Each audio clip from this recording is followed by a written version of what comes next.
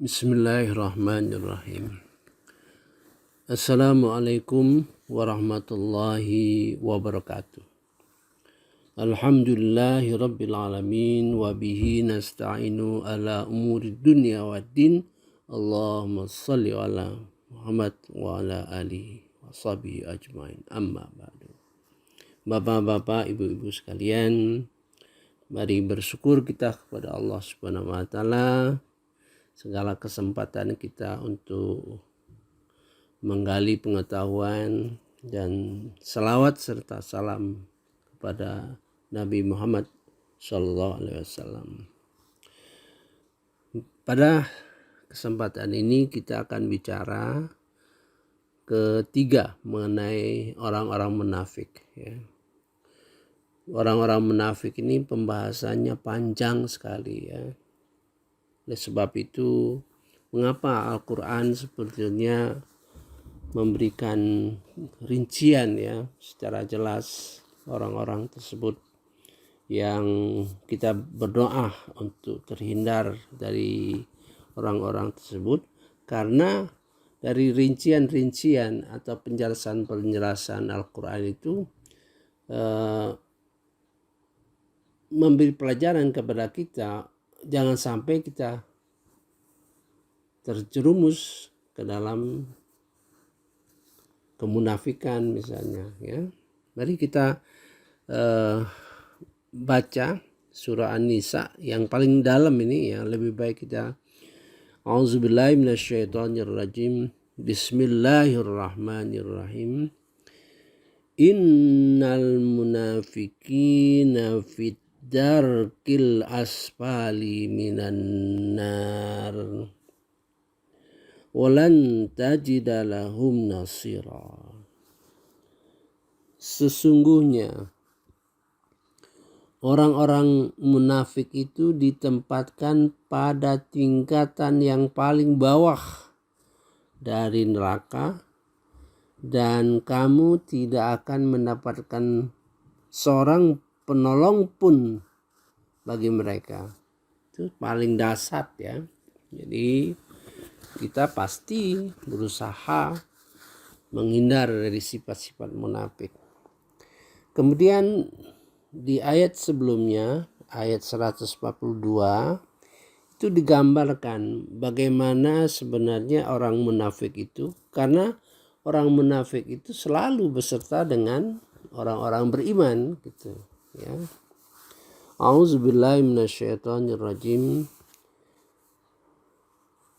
Sesungguhnya orang munafik itu hendak menipu Allah, tetapi Allah lah yang menipu mereka ya.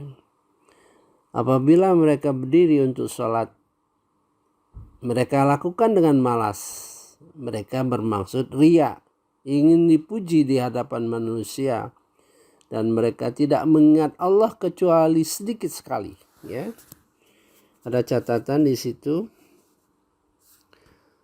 catatan kakinya ya, footnote-nya. Allah membiarkan mereka dalam pengakuan beriman, sebab itu mereka dilayani seperti melayani para mukmin.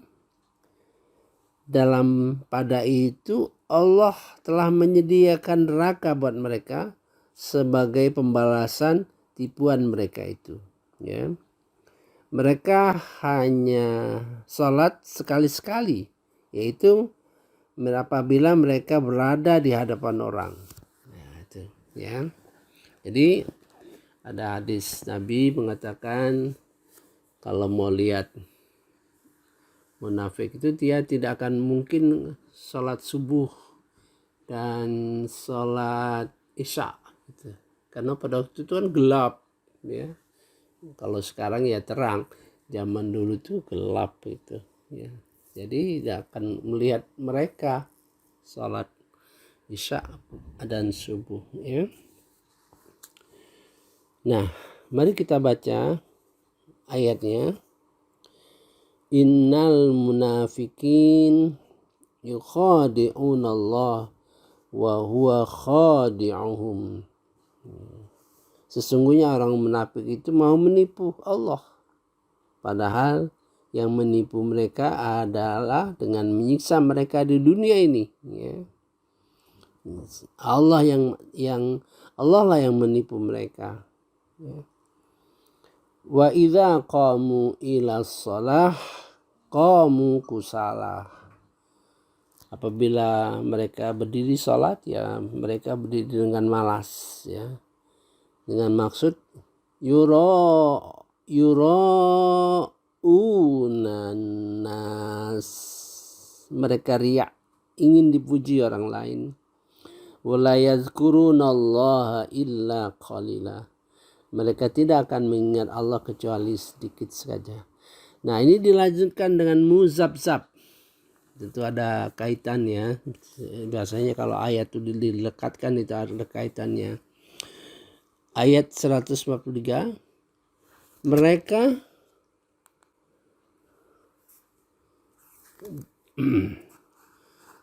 dalam keadaan ragu antara iman atau kafir, ya. Tidak termasuk golongan ini, tidak masuk golongan beriman dan tidak pula masuk golongan kafir. Barang siapa dibiarkan sesat oleh Allah, maka kamu tidak mendapatkan jalan untuk petunjuk baginya. Jadi kalau muzabzab itu ya setengah Islam setengah kafir. Kalau secara detailnya, ya, sebagian ayat-ayat Quran, kira-kira sebagian ayat-ayat Quran yang memang sesuai dengan dia pakai gitu. Yang tidak sejalan dengan pikiran dia tinggalkan gitu. Kira-kira begitulah, ya. Padahal kita diharapkan oleh Allah Subhanahu wa taala untuk menjadi Islam yang kafah, gitu kan? Islam yang kafah. A'udzubillahi minasyaitonirrajim. Bismillahirrahmanirrahim. Ya ayyuhalladzina amanu. Surah Al-Baqarah 208, ya. Udkhulu fis silmi kafah, ya. Masuklah ke dalam Islam itu secara keseluruhan penuh, ya. Wala tattabi'u khutuwatis syaitan, dan janganlah mengikuti langkah-langkah perbuatan syaitan. Innahu lakum aduwwum mubin. Jadi kalau dilihat ayat ini, janganlah kamu mengikuti langkah-langkah syaitan, ya.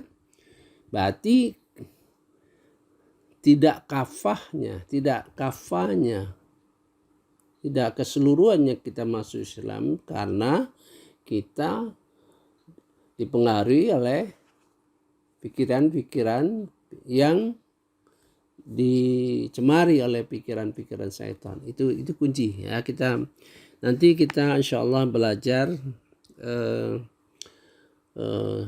berkenaan dengan syaitan, ya. Syaitan. Jadi kita akan tahu strateginya dan sebagainya, karena setan itu adalah musuh kita yang paling nyata, ya. Musuh kita yang paling nyata, tapi kita tidak melawan setan dengan nyata. Nah, gitu, ya. Misalnya kita tidak tahu, kita hanya mengikuti misalnya hadis Rasulullah SAW bahwa Allah tuh senang kalau kita beribadah sedikit-sedikit tapi rutin, gitu, ya.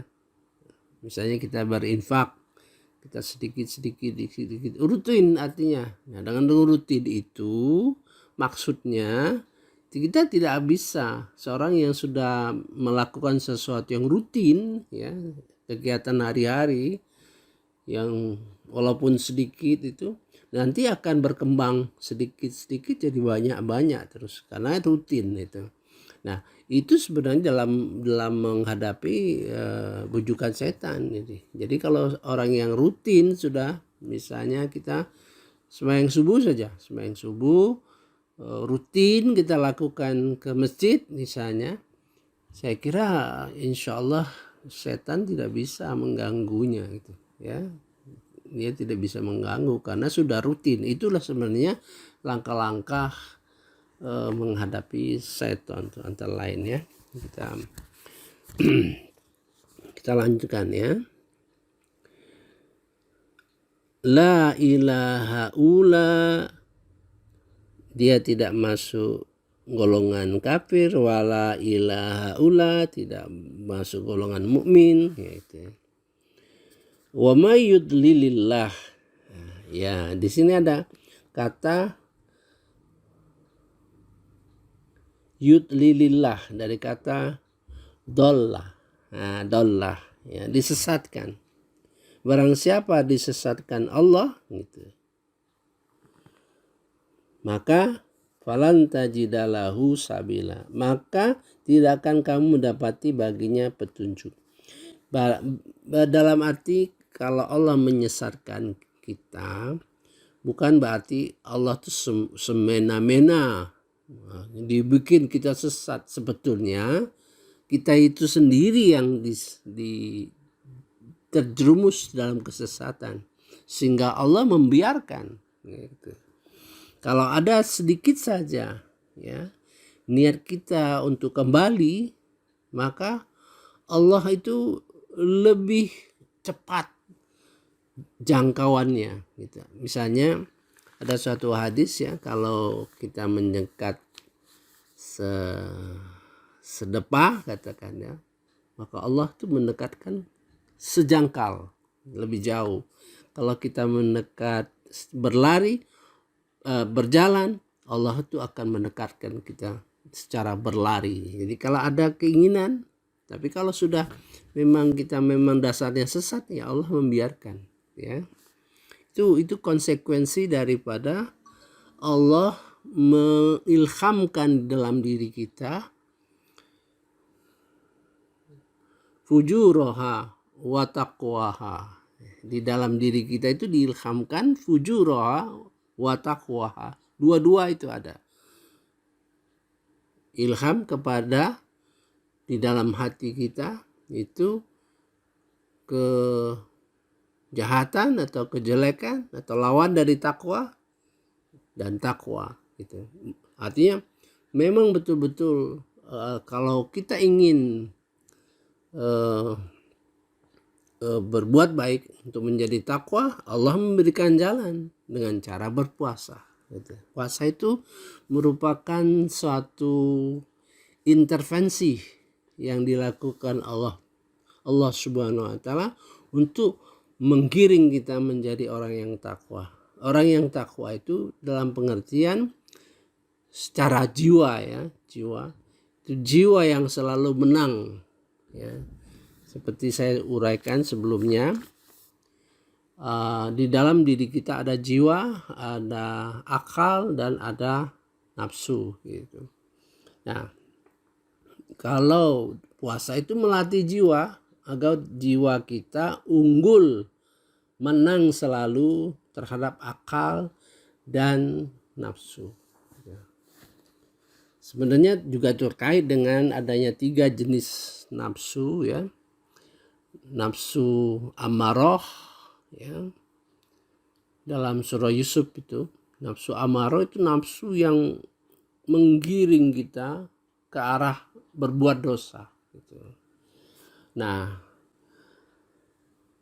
kemudian ada nafsu yang merasa bersalah. Nafsu ini perlu kita pelihara ya, nafsu lawama gitu. Nafsu lawama itu nafsu yang selalu mengingat, selalu merasa bersalah.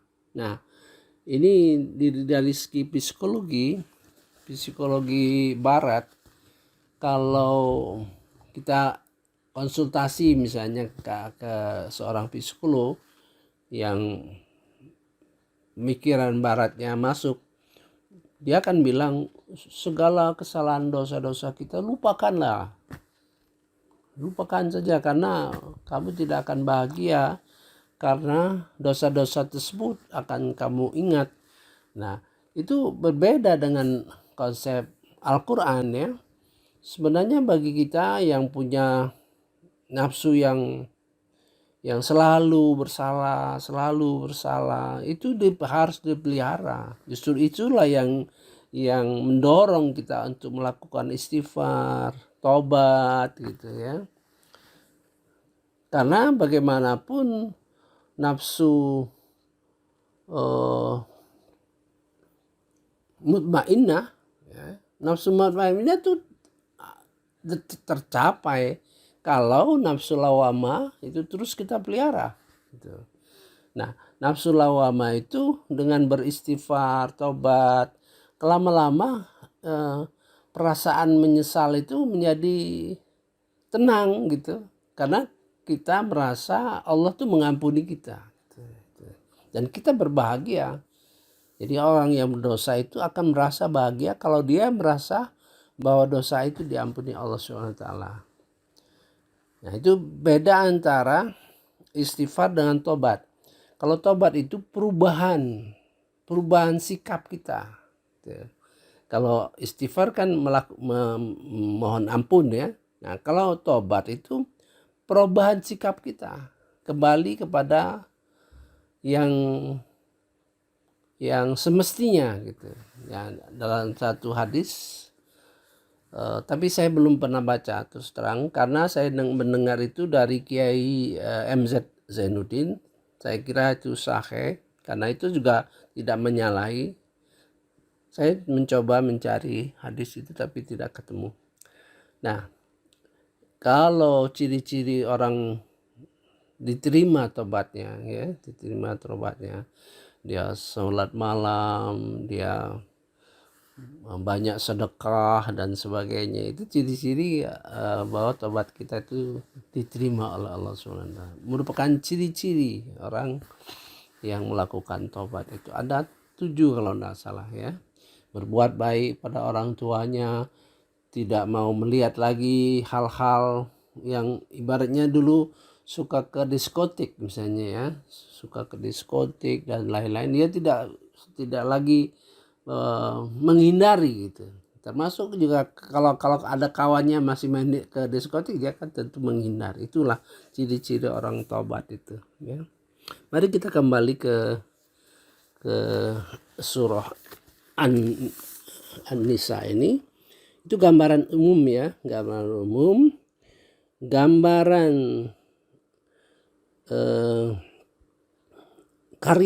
kerja orang munafik itu. Lebih baik kita, ini persoalan munafik ini dahsyat sekali ya. Oleh sebab itu kita ambil dulu ayat-ayat yang pada posisi ekstrim kan, seperti innal munafiki nafid darkil asfalil minanar ya, asfali minanar. Nah, itu ekstrim sekali kan. Sesungguhnya orang munafik itu berada pada tingkatan neraka yang paling dasar gitu ya.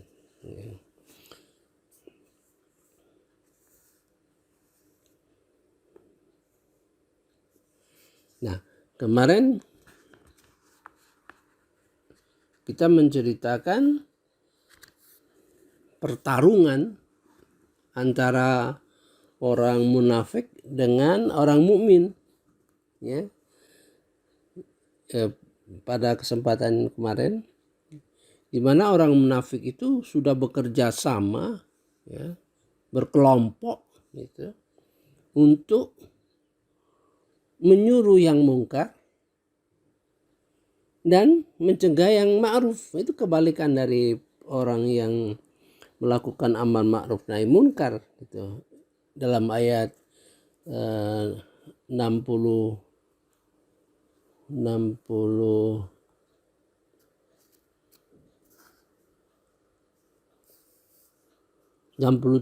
ya, dalam ayat 67 dan 71 surah At-Taubah.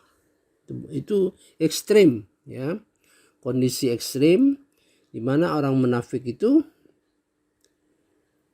pada posisi bekerja sama gitu menyuruh yang mungkar dan mencegah yang ma'ruf. Sedangkan orang mukmin menyuruh yang ma'ruf dan mencegah yang mungkar. Itu saya kira tidak usah diulang lagi yang kemarin itu. Nah, sekarang kita mengingat kembali apa yang dipesankan oleh Rasulullah terhadap orang-orang munafik itu, ciri-cirinya.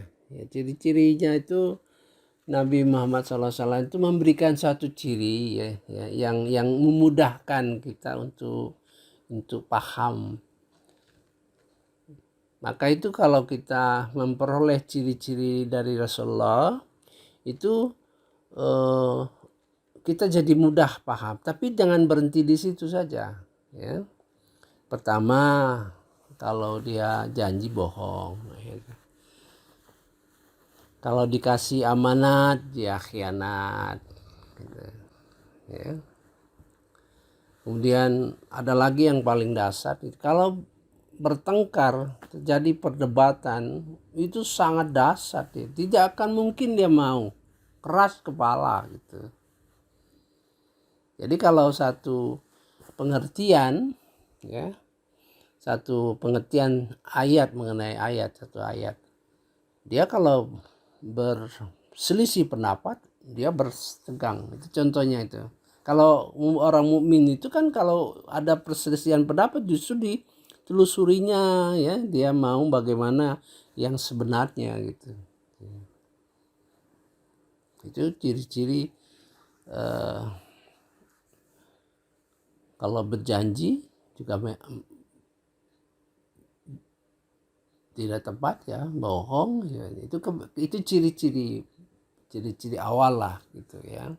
Namun kalau orang punya, harus bedakan ya. Kalau orang yang berjanji, suka berjanji, tidak mendapati, ya, itu jangan selalu kita, ini orang munafik, belum tentu, ya. Itu ciri mendasar saja gitu ya. Artinya bisa saja orang yang normal, ya, punya ciri 1, 2, tapi sebagai penyakit hati, ya, penyakit hati yang tidak mengarah kepada gerakan. Kalau kita lihat orang munafik itu kan gerakan, kerjasama di dalam menyuruh yang mungkar dan mencegah yang ma'ruf. Sudah bekerja sama. Itu pokoknya bahwa ada kerjasama, ingin merobohkan gitu. Seolah-olah musuh orang Islam itu sebenarnya musuh dalam selimut. Oleh sebab itu lebih berbahaya daripada orang, katakan orang kafir gitu. Ya, mari kita di samping Rasulullah memberikan contoh-contoh orang munafik, mari kita baca Quran, ya. Dengan Al-Quran itu luas sekali. Jadi di dalam surah Al-Baqarah, ya, ayat 1 sampai dengan 20 itu terbagi 3 kelompok. Ayat 1 sampai 5 merupakan ciri-ciri orang yang beriman, orang yang bertakwa gitu kan. Maka kita anggap itu merupakan orang takwa yang mendasar, ya. Ayat 67, ya, 67 merupakan ciri orang kafir. Nah, 8 sampai 20 ada 13 itu merupakan ciri-ciri orang munafik. Nah, setelah dapat ciri-ciri itu, maka kita harus meresapkan, ya, kita merupakan lawan daripada ciri-ciri itu. Kita harus mempunyai ciri-ciri lawan daripada ciri-ciri itu, ya, ciri-ciri orang yang beriman gitu ya. Mari kita mulai dengan, nanti terpaksa ini 2 kali atau 3 kali, ya, masalah munafik ini. Mari kita baca surah Al-Baqarah ayat 8, ya. Auzubillahi minasyaitonirrajim. Bismillahirrahmanirrahim. Dan di antara manusia ada yang berkata, kami beriman kepada Allah dan hari akhir. Padahal sesungguhnya mereka bukanlah orang-orang yang beriman. Itu satu. Ya. Sebetulnya dia tidak beriman. Gitu. Mayyakulu amanna billah wa bil yaumil akhir. Ada sebagian orang yang munafik itu berkata, sesungguhnya kami beriman terhadap Allah dan hari akhirat. Wa ma hum bimu'minin. Padahal mereka tidak beriman. Ya, sebetulnya itu sebagai langkah awal. Sebetulnya mereka tidak mengatakan seperti itu. Ya, misalnya dia juga ujurkan misalnya dalam melakukan sholat gitu, dia sholat juga sekali-sekali kan gitu. Itu sebetulnya pengganti lah menyatakan dia orang beriman gitu. Kita lanjutkan. Yukhadi'unallah walladzina amanu. Mereka menipu Allah dan orang-orang beriman. Yukhadi'una Allah walladzina amanu wa ma yakhda'una illa anfusahum. Tidaklah mereka menipu kecuali menipu diri mereka sendiri, ya gitu. Wa ma yash'urun. Dan mereka tidak merasa bahwa mereka menipu diri sendiri. Nah, ini sesuatu yang perlu kita sadari, karena orang munafik itu hilang kesadaran sebetulnya. Ini ada perkataan wama yasyurun, padahal mereka tidak sadar bahwa mereka masuk menipu mereka sendiri, menipu diri mereka sendiri gitu, ya. Saya perhatikan mungkin ya, walaupun sekadar misalnya ya, orang munafik itu bicara mengenai satu ayat, tapi menurut saya dia menafsirkan ayat itu, mengertikan ayat itu sebetulnya bertolak belakang dengan yang saya pahami gitu. Dan dia tidak sadar memang ada ayat sulit bagi orang munafik itu untuk memahami satu ayat itu sulit ya, karena sudah ada kesombongan, ada keangkuhan dan sebagainya ya. Ayat Al-Quran itu sungguh ya harus merasa rendah diri, rendah hati. Kita membaca ayat Al-Quran itu sebetulnya kita sedang berdialog dengan Allah Subhanahu wa Ta'ala. Kalau kita ada perasaan sombong dan sebagainya, jangan harap ayat Al-Quran itu akan masuk ke dalam hati sebening ya, sebening yang kita harapkan. Justru akan masuk dalam pemahaman yang kadang-kadang kita ketawa ya. Misalnya pernyataan orang munafik itu, apalagi yang munafik tingkat nasional itu, pernyataannya itu kadang-kadang apa orang ini nggak sadar gitu kan? Apa orang itu nggak sadar ya terhadap apa yang dikatakannya itu? Nah itu suatu siksaan juga bagi mereka. Nanti kita lihat ya bagaimana Allah tuh menyiksa mereka ya. Satu ini wama yasyurun, sedang mereka tuh nggak sadar gitu ya. Padahal kita yang melihat dari sisi luar, kok begitu ya? Nah, itu. Kita lanjut lagi. Fi qulubihim marad. Di dalam hati mereka itu ada penyakit ya. Penyakit ya. Apa penyakit? Berbohong, penyakit yang punya interest terhadap keduniaan, itu sebenarnya penyakit gitu. Dalam hati mereka ada penyakit. Fazadahumullahu maradah. Allah menambah lagi penyakitnya itu. Nah itu. Ini ada dua. Satu tadi tidak sadar. Kedua di dalam mereka itu ada penyakit. Dan Allah menambah penyakit. tambah parah ibarat kita itu, ya. Ini siksaan, sebenarnya siksaan kepada diri mereka itu. Walahum azabun alim bima kanu yaksibun. Bagi mereka itu siksa yang pedih karena mereka telah dustakan. Bima kanu yaksibun. Saya kira sampai di sini dulu ya. Nanti terpaksa kita lanjutkan ya, karena masalah munafik ini sangat rinci dalam Al-Quran. Oleh sebab itu Allah memberikan rinci itu, sebenarnya kita berpikir mengapa Allah tuh memberikan rinci, supaya kita tidak terjebak di dalam kemunafikan. Dan kita tahu orang munafik itu dengan ciri-cirinya. Dan Allah memberitakan bahwa dia nggak akan berarti apa, seperti surah Taubah itu, dia tidak ada kepemimpinan. Jadi kalau kita lihat satu gerakan orang munafik itu kacau balau, karena tidak ada kepemimpinan. Dalam hati batin mereka itu tidak punya kepemimpinan.